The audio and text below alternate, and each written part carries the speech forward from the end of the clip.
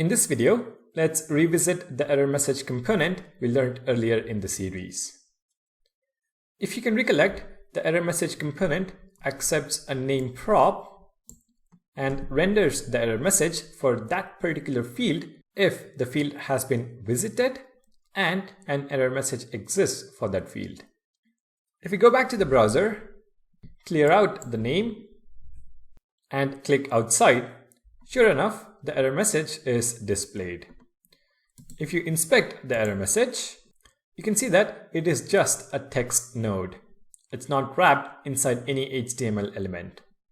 Let's see how to change that. Back in VS Code, let's take a look at the error message component for the name field.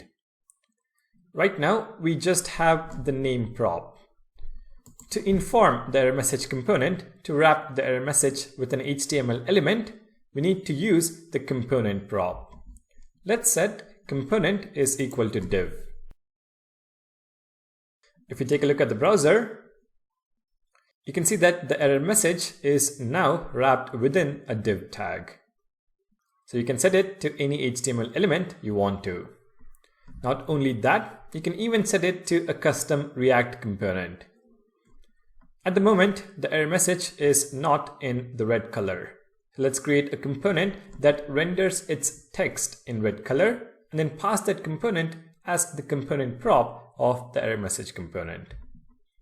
So back in VS Code, I'm going to create a new file within the components folder. This is going to be texterror.js. Within the file, I'm going to use the snippet rfce to create a function component.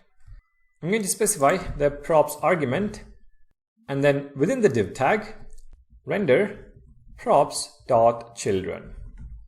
Then on the div tag, add the class name is equal to error.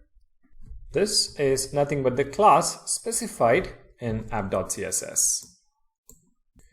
Now, back in YouTube form on the error message component, I can say that component is going to be equal to text error, which automatically gets imported at the top.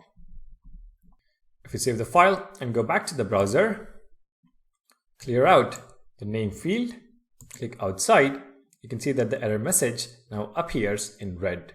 And this is possible with our custom component. Now, an alternative to this is to use the render props pattern. So let's do that to the email field. I'm going to go back to VS Code and change this error message component to have opening and closing tags. The name props on the component remains as is. For the children, we specify a function. Now this function gets the error message as the prop. And you can render anything you want to. Let's do the same we did for the text error component. It's a div tag with the class name error.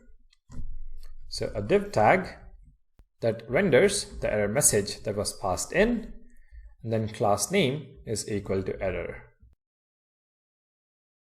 All right, if we now take a look at the browser,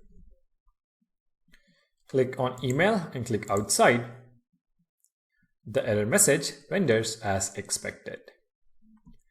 So these are some of the points to keep in mind about the error message component. You can use the component prop to specify what should be the wrapping component. You can also pass in a custom component. Also, you can use the render props pattern to render any JSX you want to using the error message. All right, thank you guys for watching. Don't forget to subscribe and I'll see you guys in the next video.